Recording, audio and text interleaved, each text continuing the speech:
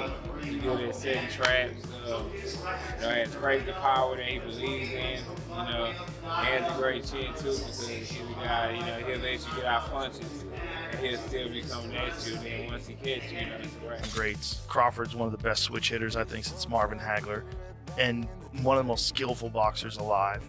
He has very good skills. He's one of my favorite boxers. He able to win this fight. Errol Spence was left amazed after watching Terence Crawford's intense training for the upcoming Canelo fight. Having faced him before, Spence already respected Crawford's elite skills and high ring IQ. But what he witnessed in this camp took things to another level. Lightning speed, precise movement, and footwork that seemed unreal. Crawford looked sharp, explosive, and completely dialed in. Canelo better not take this version of Crawford lightly.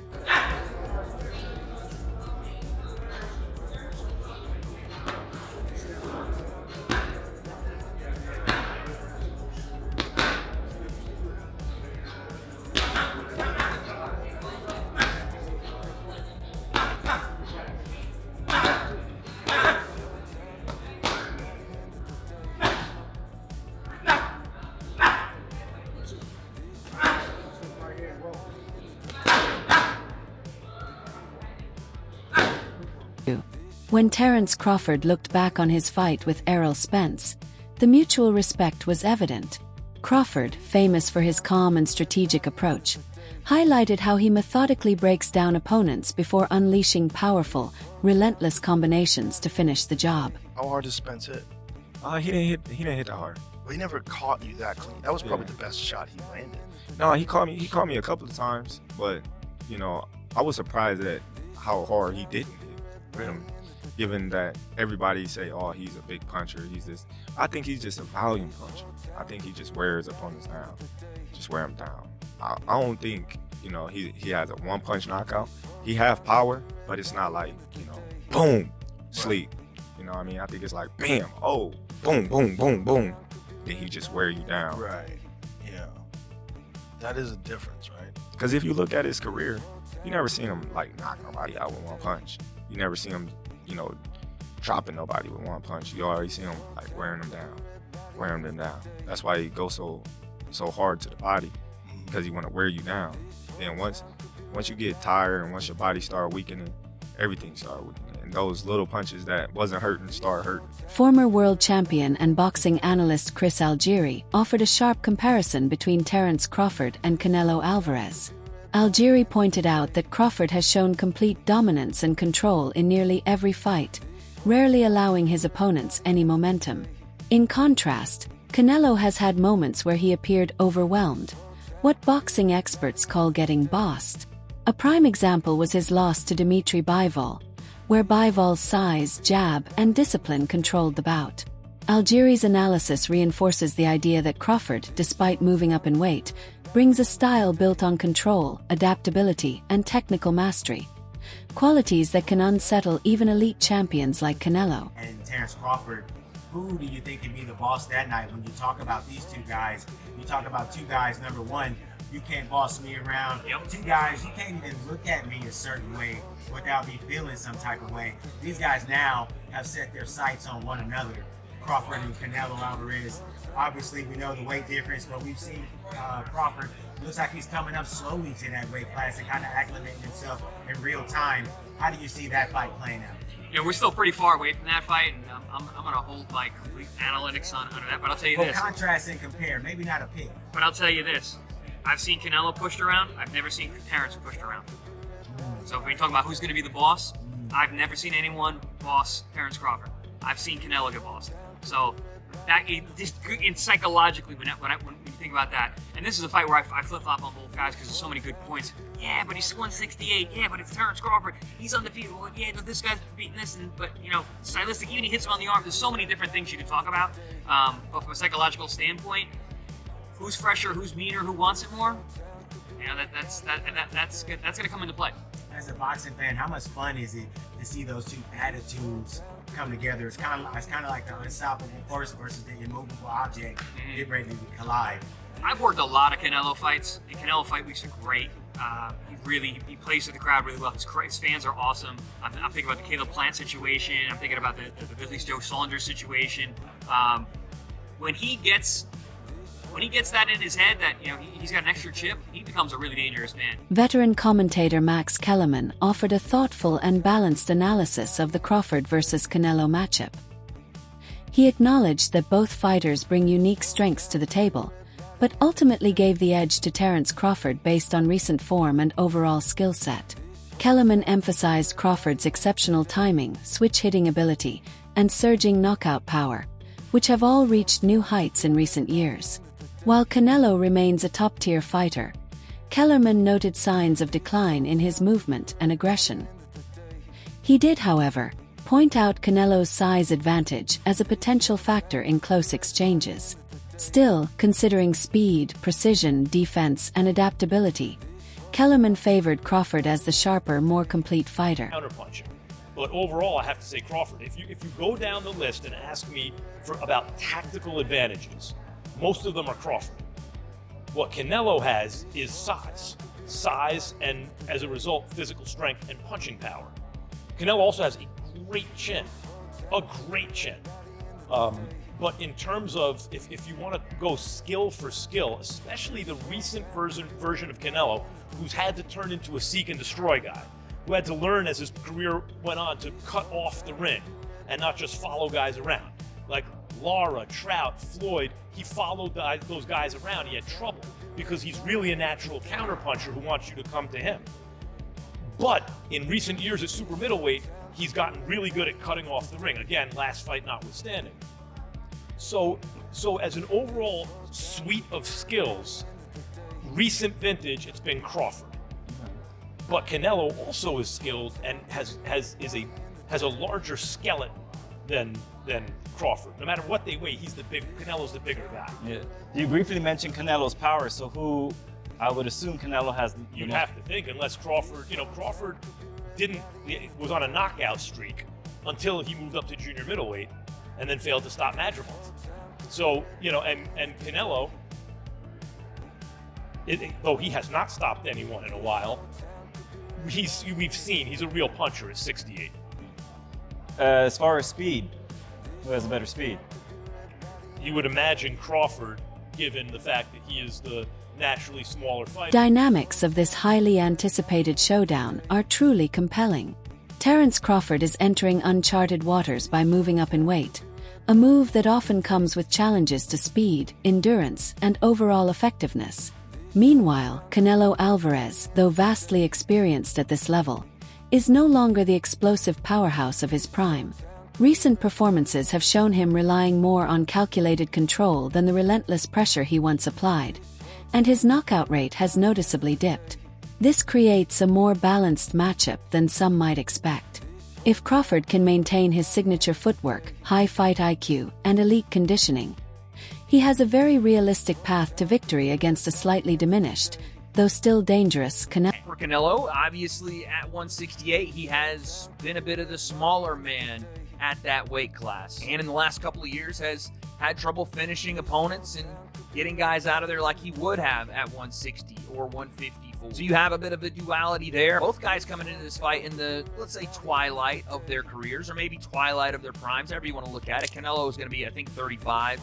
Terence is 38. So you have a similar situation, different paths, and different struggles for both fighters. But when you look at who has to do more in this fight, it's clearly Terence Crawford, as far as what he's giving up and sacrificing to win this third undisputed championship and to try to beat Canelo, who has only been beat twice in his career, one of which was Floyd Mayweather being slick and tagging Canelo with counter punches when Canelo missed. Being the smaller, lighter fighter and up there in age that was still able to take advantage of the youth and experience of Canelo Alvarez, but also just being a defensive maestro and able to counter off of that.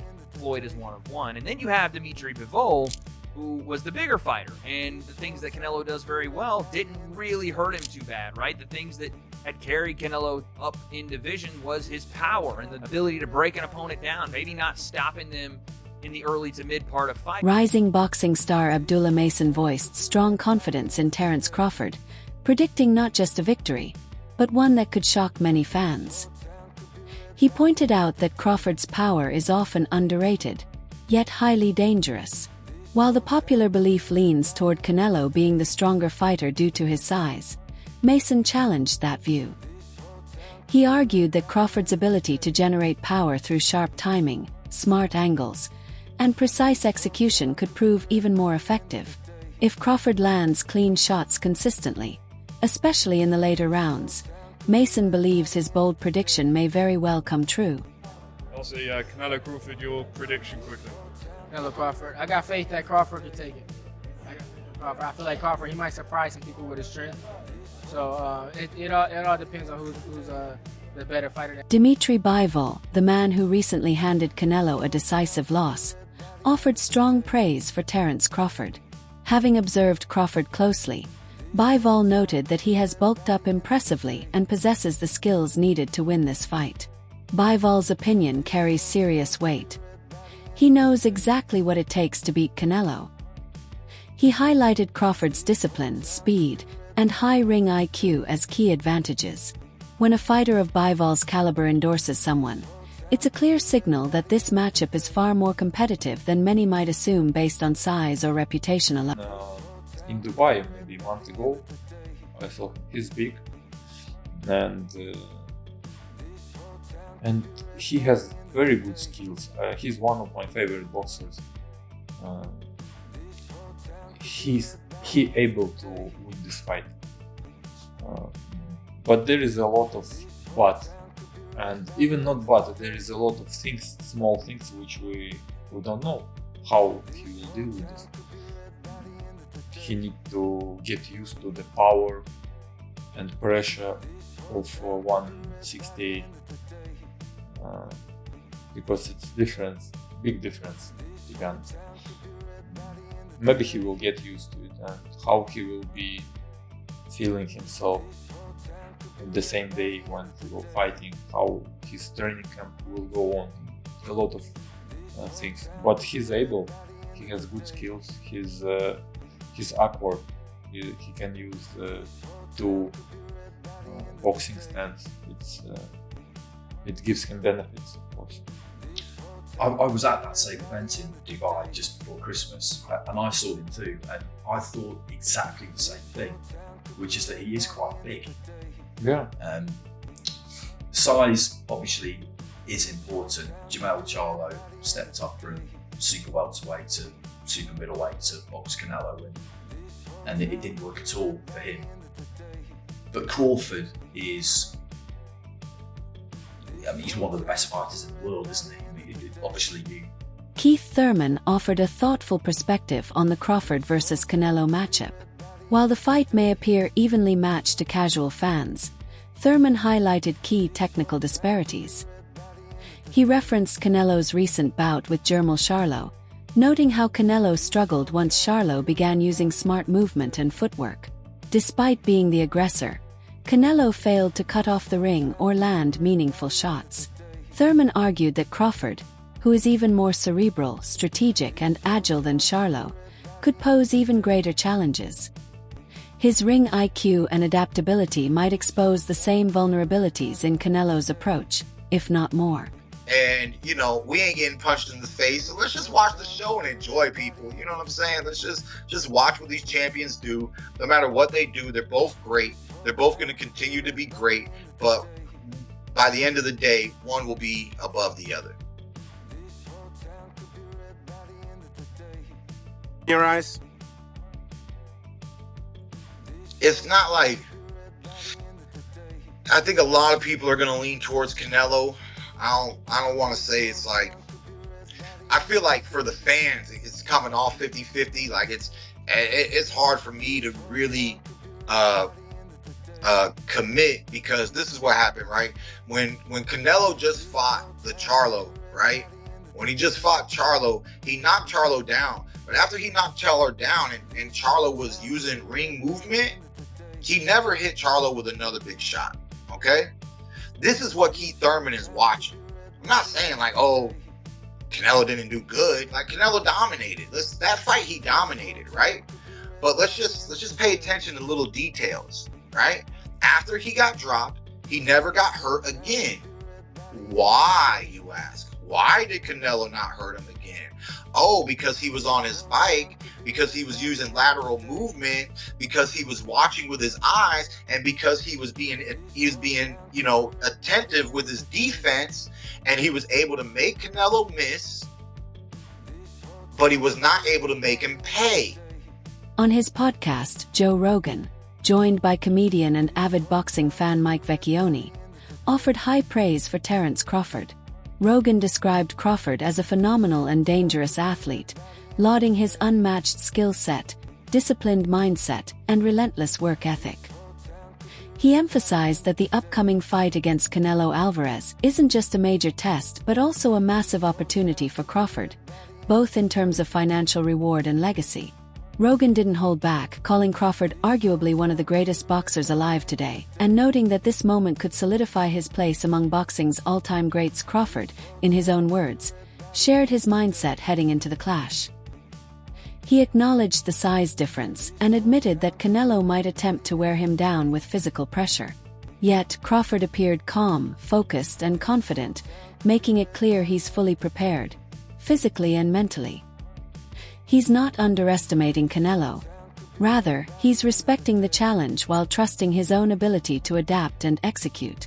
It's this mix of humility, self-belief, and strategic sharpness that makes Crawford such a formidable. Good, work has been going great, and fight time we're gonna be prepared to put on a great show for you guys. Has this been in your mind? We've been talking about it forever. Did you feel like this was eventually going to be the case, that you and Canelo were going to eventually get in there? Not at all. Not at all. I didn't, think it was, a fight that he wanted. So I didn't really know. But, thanks to Turkey, Al-Sheikh, he made it possible. And, we got one of the biggest fights in the last decade, happening at Allegiant Stadium September 13th. When you get in there, what do you expect? Everyone's going to make, a size difference, but what do you expect when you get in there with Canelo? I'm expecting Canelo to be Canelo. He's the bigger man. I expect him to, box a little bit, but I also expect him, to try to walk me down and be the bigger man. So, we expect everything in there. I was looking it up, and I think the last time Bud Crawford was an underdog for a fight was the Prescott fight back in 2013. Any difference? Do you even pay attention to odds, or that doesn't matter to you when you step in there into the ring that night? No, it definitely don't matter. The odds can't fight for him, so, it is what it is. Actor and martial artist Michael Jai White also shared his thoughts, confidently picking Terence Crawford to win. His reasoning was clear. Crawford has faced challenges like this before. Though moving up in weight, Crawford has consistently proven he can handle bigger opponents by neutralizing their strengths with smart strategy. For Jai, this fight isn't unfamiliar ground for Crawford. It's just a bigger stage with a different name. He expressed full confidence that Crawford will stay composed and perform as always. Calculated, ruthless, and precise. So you would put your money on Crawford? Yes. You make money. Okay. Let's put that out there. Mm-hmm. Why do you think Crawford's going to beat him? Because Crawford could find people to fight like Canelo, who is amazing. Canelo has he's, oh my God, like he evolved. I saw how he evolved defensively and everything. I just don't think he's as fast as Crawford. And I think Crawford is just a little step ahead as far as movement is concerned. And so I think it's going to be Mayweather Canelo Part 2. That's what I think. I mean, Canelo is naturally heavier. Yeah, Crawford ain't gonna knock him out. Huh. But I don't know if Canelo's gonna land very solidly on Crawford. Calvin Ford, trainer of Gervonta Davis, applauded Terence Crawford for embracing such a massive challenge. Ford highlighted that it takes a rare kind of fighter, mentally and spiritually, to accept a fight where the odds, weight, and pressure are heavily stacked. That, he said, is what sets Crawford apart. His fearless pursuit of greatness, even on risky ground, speaks volumes. Crawford's willingness to face giants, both in size and reputation, reflects a legacy-driven mindset few possess. Be the best example for him. Last question for you. Crawford, Canelo, who wins?